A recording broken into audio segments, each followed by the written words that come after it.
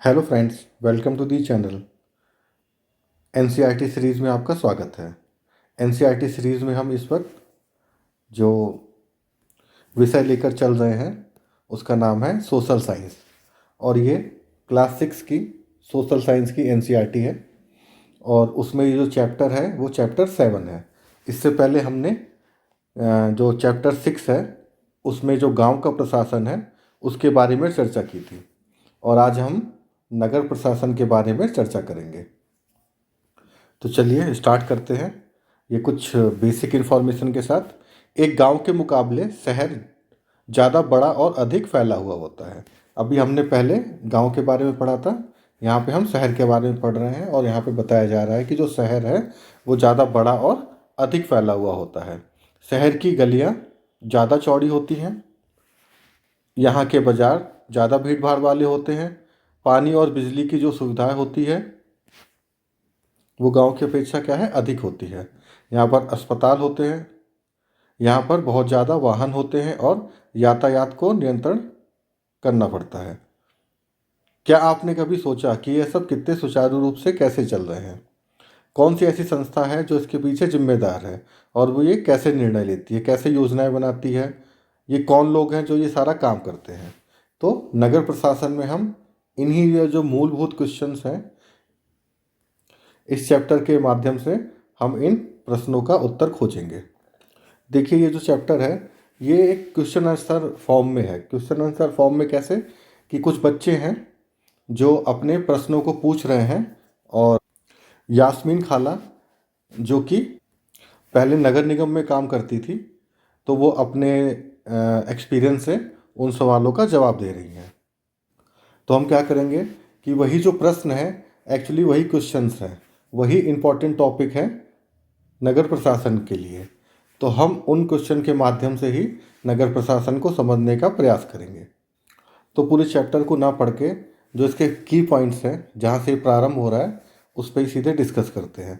पहला तो यही कि कुछ बच्चे हैं जो क्रिकेट खेल रहे हैं, और उन्होंने उनमें से एक बच्चे ने शॉट मारा है, जिससे कि जो सड़क पे जो वो लगी रहती है लाइट, स्ट्रीट लाइट, वो फूट जाती है। तो जब वो फूट जाती है तो बच्चों के मन में प्रश्न उत्पन्न होता है कि अब हमको ये लाइट को सही कराना पड़ेगा। तो इस लाइट को सही कराने के लिए हमें किसे पैसे देने होंगे? क्योंकि अधिकतर उनके साथ होता है कि जब वो शॉट मारते हैं और उनके बॉल से किसी के घर की खिड़की टूट जाती है, तो उस खिड़की को वो अपने पैसों से सही कराते हैं। तो यही उनका क्वेश्चन है यहाँ पे, और इसी क्वेश्चन से हमें पता चलेगा कि ये नगर निगम का काम है। नगर निगम ऐसी संस्थान है जो शहर में जितने भी अलग अलग कार्य हैं उनको देखना। उन्हीं में से एक ये भी है कि अगर स्ट्रीट लाइट ख़राब हो जाती है तो उसको बदलना। साथ में साफ़ सफाई और भी बहुत सारे कार्य हैं जिनको हम इस चैप्टर में देखेंगे। तो यहाँ से स्टार्ट करते हैं, क्योंकि यहाँ पर जो यास्मीन खाला है वो नगर निगम के बारे में उनको बता रही थी कि वहाँ पे वो पहले कार्यरत थी। और नगर निगम का कार्य क्या होता है? सड़कों पर रोशनी की व्यवस्था करना, कूड़ा इकट्ठा करना, पानी की सुविधा उपलब्ध कराना, सड़कों व बाज़ारों की साफ़ सफाई करना। और नगर निगम के क्या काम है कि यह सुनिश्चित करना कि शहर में किसी तरह की कोई बीमारी ना फैले। यह बहुत सारे स्कूल को भी स्थापित करते हैं और उनको चलाते हैं। ये शहरों में दवाखाने और अस्पतालों को भी चलाते हैं। बाग बगीचों का रख रखाव आदि बहुत से काम है जो नगर निगम के द्वारा संपन्न किए जाते हैं। तो ठीक है, यहाँ पे हमको इतने सारे पॉइंट मिले कि नगर निगम के क्या क्या कार्य होते हैं। तो यहाँ पे आपको नगर निगम के बारे में पता चल गया। और यहाँ पे एक बहुत ही बेसिक जो क्वेश्चन हमारे मन में रहता है उसके बारे में भी यहाँ पे बताया गया है कि नगर निगम और नगर पालिका, ठीक है, इसमें क्या अंतर है? तो जैसे कि यहाँ पे उदाहरण दिया गया है कि जो पुणे शहर है ये एक बड़ा शहर है। इस वजह से यहाँ का जो नगर प्रशासन है उसको जो संस्था चलाती है उसका क्या नाम है? नगर निगम। और जो छोटे कस्बों में इस तरह की संस्था है उसका क्या नाम है? नगर पालिका। तो आप समझ गए नगर निगम और नगर पालिका में क्या अंतर होता है। देखिए, ये बहुत ही बेसिक सी शब्दावली है, ठीक है, लेकिन ये बार बार हम क्या करते हैं, इसका उपयोग करते हैं, पर इसको हम क्या करते हैं, बहुत बार जानते और समझते नहीं हैं। तो एनसीईआरटी पढ़ने से हमें यही फ़ायदा होता है कि हम उन छोटी बातों पे ध्यान देते हैं जिससे कि हमारी समझ-बूझ और ज़्यादा बढ़ जाती है। ठीक? तो नगर पालिका और नगर निगम में हमें अंतर पता चल गया कि जो शहरों के जो आकार होते हैं, ठीक है, उनकी जो जनसंख्या होती है, उसके आधार पर इसको डिवाइड किया जाता है। तो अभी हमने पढ़ा कि बहुत सारे जो कार्य हैं वो नगर निगम के द्वारा किए जाते हैं। तो उन कार्यों को करने के लिए हमें बहुत सारे निर्णय भी लेने पड़ते होंगे। तो ये निर्णय क्या होते हैं और ये निर्णय किन लोगों के द्वारा लिए जाते हैं, उसको हम यहाँ पर जानेंगे। तो देखिए यहाँ पर ये लिखा है कि जो ज़्यादातर निगम पार्षद हैं वही इसके निर्णय लेते हैं कि जैसे अस्पताल या पार्क कहाँ पर बनेगा। तो ये जो इम्पोर्टेंट जो भी निर्णय हैं शहर से संबंधित, उनको कौन लेते हैं? निगम पार्षद। और निगम पार्षद का चुनाव कैसे होता है? तो देखिए वो भी यहाँ पे लिखा है। शहर को क्या है, अलग अलग वार्डों में बांट दिया जाता है और हर वार्ड से एक पार्षद का चुनाव होता है और ये सब पार्षद मिलके क्या करते हैं? विभिन्न निर्णयों को मिलकर लेते हैं। ठीक है, इन्हीं पार्षदों में से कुछ पार्षद मिलकर कुछ समितियों का भी निर्माण करते हैं और ये समितियां क्या करती हैं? कुछ पर्टिकुलर कोई जो विशेष कोई एक मुद्दा होता है उस पे ये निर्णय लेते हैं या उसको देखते हैं कि उसका कार्य कैसे चल रहा है। जैसे कि मान लीजिए कि शहर की कोई सब्जी मंडी है, उसमें क्या होगा, हमेशा सफाई को लेकर हमेशा समस्या उत्पन्न रहेगी। ठीक है, तो इस समस्या से बचने के लिए आप क्या करेंगे कि कुछ पार्षदों की एक समिति बना देंगे जो उस पर लगातार मॉनिटर भी करते रहेंगे और साथ साथ वहाँ पे जो भी आवश्यक उस विषय के लिए जो भी आवश्यक निर्णय लेने हैं वो निर्णय भी लेते रहेंगे। तो आप समझ रहे हैं ना, नगर निगम की जो संरचना है, उसके कार्य हैं, वो कैसे फंक्शन करती है, पार्षदों का उसमें क्या काम है, वार्ड क्या होते हैं। तो ये जो बेसिक चीज़ें हैं उसको आपको यहाँ पे समझ में आ रही होंगी। और देखिए यहाँ पे दिया गया है, जहाँ पार्षदों की समितियाँ एवं पार्षद विभिन्न मुद्दों पर निर्णय लेने का काम करते हैं, वहीं उन्हें जो लागू करने का कार्य है वो कौन करता है? जो आयुक्त होता है, जिसे कि कमिश्नर बोला जाता है। और वहाँ के जो प्रशासनिक कर्मचारी होते हैं वो उसको लागू करने का काम करते हैं। जैसे कि देखिए विभिन्न जो पार्षद हैं वो आके बैठ गए, अब उन्होंने किसी समस्या पे निर्णय लिया, निर्णय लेने के बाद वो किसी कंक्लूजन में पहुंचने के बाद वो क्या करेंगे, बता देंगे कि इस समस्या के लिए इस तरह से कार्य करना है। तो उस कार्य को करने के लिए, उसको लागू कराने के लिए जो लोग होंगे वो कौन होंगे? वो होंगे कमिश्नर और वहाँ के जो प्रशासनिक कर्मचारी होंगे। ठीक है, तो समझ गए ना कि समिति का जो निर्माण होगा या विभिन्न जो मुद्दे होंगे उन पर निर्णय लेने के बाद उनको लागू कराने का जो कार्य होगा वहाँ के वो कर्मचारी और आयुक्त के द्वारा होगा।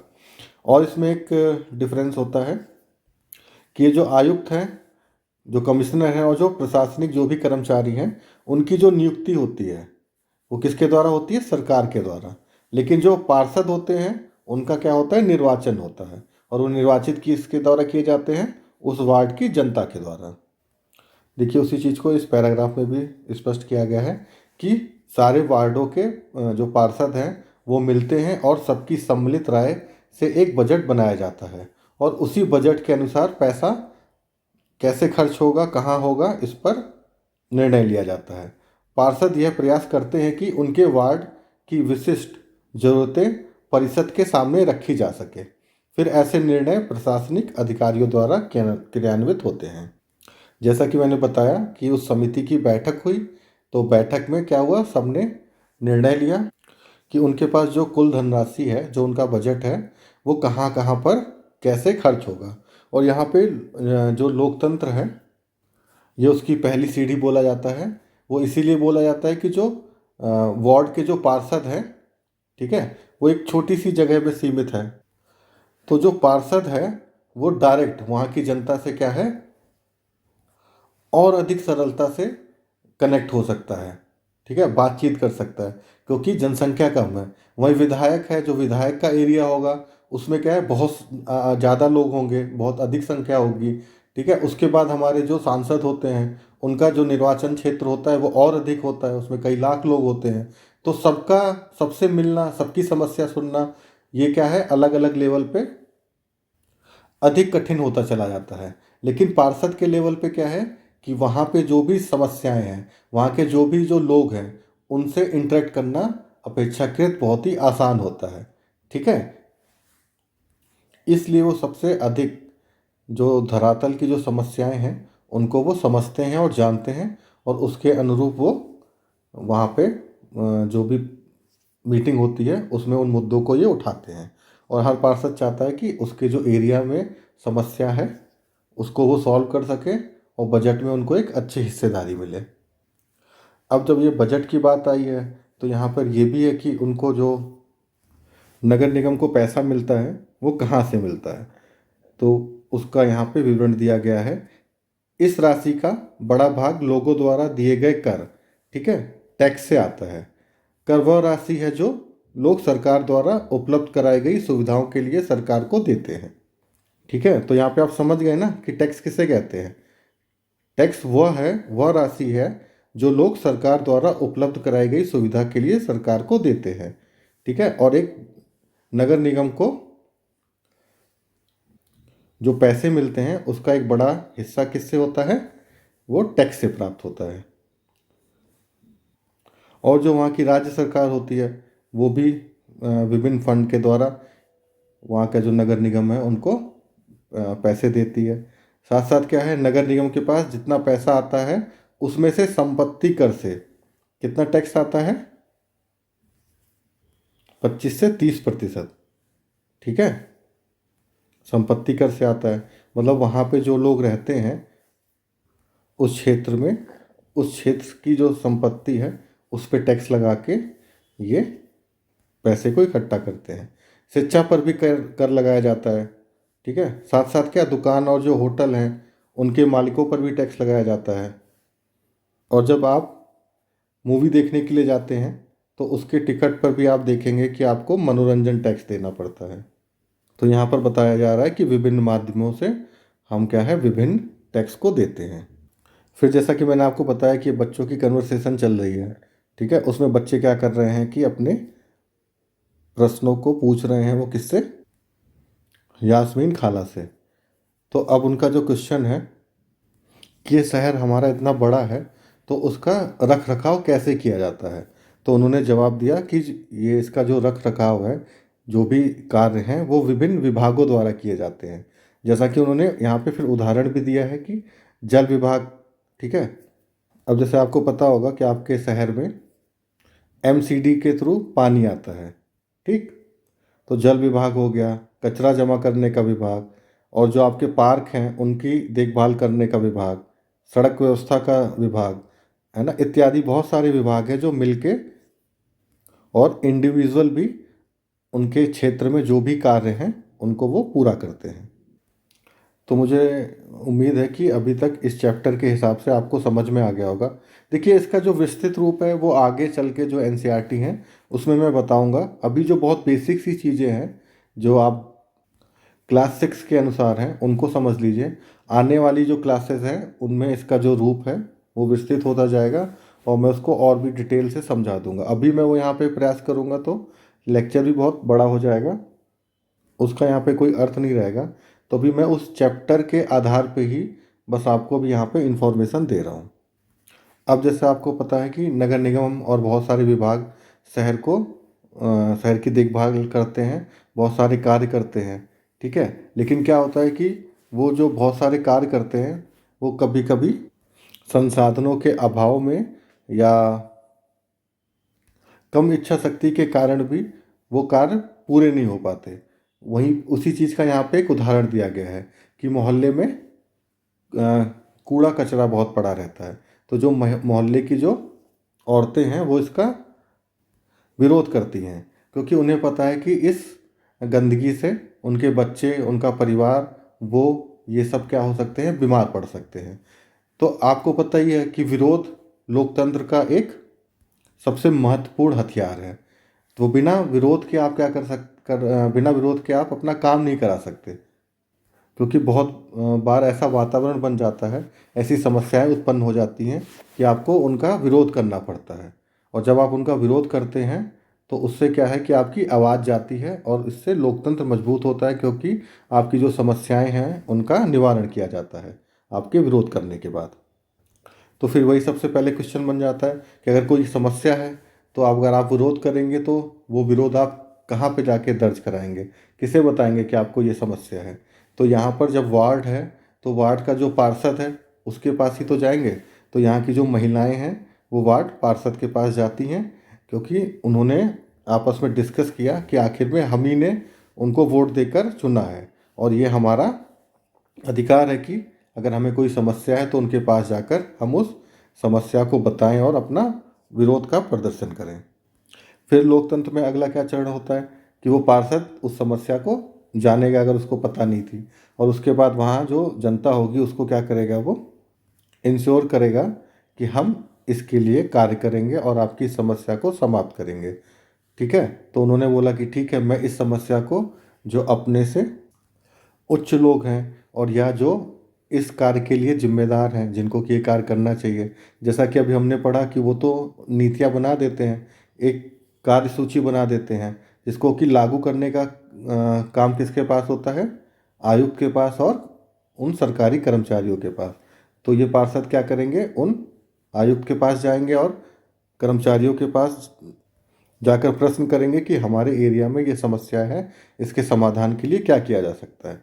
तो इसके लिए उन्होंने क्या किया कि आप एक काम करें कि जो सारे वयस्क हैं उनसे एक अर्जी पर दस्तखत कराकर आए और अर्जी का कारण भी लिख दें कि जैसे यहाँ पर क्या है, कचरा नहीं उठ रहा है समय से, तो इकट्ठा हो जा रहा है, गंदगी है। तो आपने देखा होगा कि बहुत ये भी एक विरोध प्रदर्शन का एक तरीका है, दस्तखत कराए जाते हैं कि जनता के द्वारा, कि वहाँ पे बताया जा सके कि बहुत सारे लोग हैं इससे प्रभावित हैं और वो हस्ताक्षर के माध्यम से अपनी बात को रख रहे हैं। और उसके बाद क्या होगा कि फिर जो भी समस्या होगी उसको समाप्त किया जाएगा, उसका समाधान किया जाएगा। देखिए, नगर प्रशासन को लेकर जो क्लास 6 की एनसीईआरटी है इसमें इतना ही है। जो भी इसके मूल पॉइंट हैं, मुख्य बिंदु हैं, वो यही है। यहाँ पर वैसे कुछ और पॉइंट हैं, उनको भी मैं डिस्कस कर ही लेता हूँ कि जब ये महिलाएं आयुक्त के पास जाती हैं तो बोलती है कि हमारे पास पर्याप्त ट्रक नहीं है। उसके बाद जो गंगाबाई हैं, जो कि इसका नेतृत्व कर रही थी इस प्रदर्शन का, वो बोलती हैं कि आपके पास अमीरों के यहाँ कचरा उठाने के लिए पर्याप्त ट्रक हैं, लेकिन हमारा कचरा उठाने के पास आपके पास ट्रक नहीं है। तो ये बात सुन के क्या है, तो फिर वही है कि एक समय दे दिया गया कि इस समय के अंदर आप इस समस्या का समाधान करिए। ठीक है, तो एक ये भी होता है कि कई बार जो अधिकारी हैं वो नहीं सुनते हैं, तो उन पर दबाव बनाया जाता है कि हम इस आंदोलन को और बढ़ा देंगे, इस विरोध प्रदर्शन को हम और बड़ा कर देंगे अगर आपने हमारी बात नहीं सुनी। तो ये सब लोकतंत्र की है ना खूबसूरती भी है, और इससे हमें पता चल रहा है कि प्रशासन कैसे कार्य करता है और प्रशासन और आम जनता के बीच किस तरह के संबंध रहते हैं। यहाँ पे इस बॉक्स में भी कुछ इन्फॉर्मेशन दी है, उसको भी पढ़ लेते हैं। यास्मीन खाला ने बच्चों को जो नहीं बताया वह यह था कि हाल ही के समय में पैसा बचाने के लिए कई जो नगर निगम हैं उन्होंने कचरा उठाने और उसे ठिकाने लगाने के लिए निजी ठेकेदार रख लिए हैं। इसको क्या बोलते हैं, निजीकरण। ठीक है, इसका मतलब जो काम पहले सरकारी कर्मचारी करते थे वो काम अब कौन कर रहा है, निजी कंपनियां, निजी ठेकेदार जिन मजदूरों को कचरा जमा करने और उठाने के काम पर लगाते हैं वह उन्हें बहुत कम पैसा देते हैं। मजदूरों की नौकरी अस्थायी होती है। कचरा उठाने का काम काफ़ी खतरनाक भी होता है। अक्सर उनके पास अपनी सुरक्षा के समाधान नहीं होते, सुरक्षा के साधन नहीं होते। अगर काम करते हुए घायल हो जाते तो उनकी देखभाल करने के लिए भी कोई नहीं होता। तो यहाँ पे ये भी बताया जा रहा है कि सरकार के जो विभिन्न कार्य हैं उसमें जो निजीकरण है उसका कैसे किन वजहों से प्रवेश हो रहा है, क्योंकि अपर्याप्त बजट रहता है कभी कभी, जिसकी वजह से क्या करते हैं वो निजी कंपनियों के ठेकेदार हैं उनको ठेका दे देते हैं, और वो ठेकेदार और कम अपना प्रॉफिट कमाने के लिए उस ठेके को और कम में कराने की कोशिश करते हैं लोगों के द्वारा। तो जिससे कि क्या है, इस तरह की और समस्याएं पैदा हो जाती हैं वहाँ के जो कार्य करने वाले लोग होते हैं उनके लिए।